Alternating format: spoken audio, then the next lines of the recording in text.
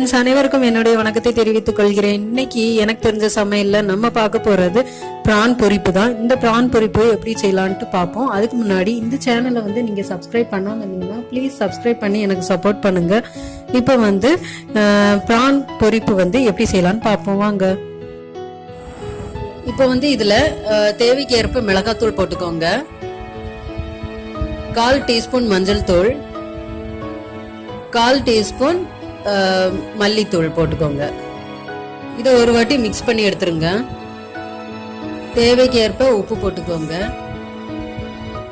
நல்லா மிக்ஸ் பண்ணிருங்க. 10-15 சின்ன வெங்காயத்தை இந்த மாதிரி ஒன்றும் பாதியமா வெட்டி வச்சிருக்கேன். அடுப்புல ஒரு மண்கடாய் வச்சுக்கோங்க. அதுல 1.5 குழிக்கரண்டி அளவு எண்ணெய் ஊத்திக்கோங்க. எண்ணெய் சூடானதும் கடுகு போட்டுடலாம். இப்போ கடுகு நல்லா பொரிய ஆரம்பிச்சிட்டு இந்த நேரத்துல நீங்க கருவேப்பிலை போட்டுக்கோங்க, ஒரு 2 கொத்து. அப்புறம் நம்ம நறுக்கி வச்சிருந்த சின்ன வெங்காயம் அதையும் போட்டுக்கோங்க. போட்டுட்டு லைட்டா வதக்கிடுங்க.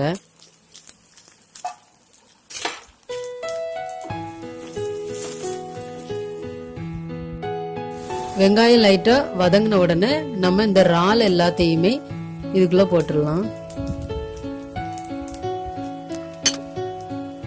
லைட்டா விரிச்சு வச்சிருங்க, பரத்தி வச்சிருங்க. இந்த இறால் எல்லாத்தையுமே வெங்காயத்துக்கு கூட நல்லா மிக்ஸ் பண்ணி விட்டுக்கோங்க. அதனால இதே மாதிரி பரட்டி விடுங்க. வெங்காயம் நல்லா ஃப்ரை ஆகணும், ஆனா கரிஞ்சிடக்கூடாது. அதே மாதிரி பிரான்ஸும் நமக்கு 7-8 நிமிஷத்துலயே நல்லா வெந்துடும். அப்புறம் உங்களுக்கு இன்னும் கொஞ்சம் நல்லா டீப்பா நல்லா ஃப்ரை ஆகணும் அப்படின்னு நினைச்சீங்கன்னா கொஞ்ச நேரம் கூட விட்டுக்கலாம். இப்ப பாருங்க, 10 நிமிஷமே ஆயிடுச்சு, நல்லா வெந்துருச்சு. இதுக்கு மேல உங்களுக்கு ஃப்ரை ஆகணும் அப்படின்னு நினைச்சீங்கன்னா கூட ஒரு 3-4 நிமிஷம் வச்சுக்கோங்க. எனக்கு நல்லா பொரிஞ்சாதான் பிடிக்கும். ஸோ அதனால 5 நிமிஷம் நான் கூட வச்சிருந்தேன். சூப்பரா பொரிஞ்சிட்டு சூப்பரான இறால் பொரிப்பு ரெடி ஆயிடுச்சு. இது ரொம்பவே சூப்பரா இருந்தது. நீங்களும் உங்க வீட்டுல செஞ்சு பாருங்க. இந்த ரெசிபி உங்களுக்கு பிடிச்சிருந்ததுன்னா லைக் பண்ணுங்க, ஷேர் பண்ணுங்க, கமெண்ட் பண்ணுங்க, சப்ஸ்கிரைப் பண்ண மறந்துடாதீங்க.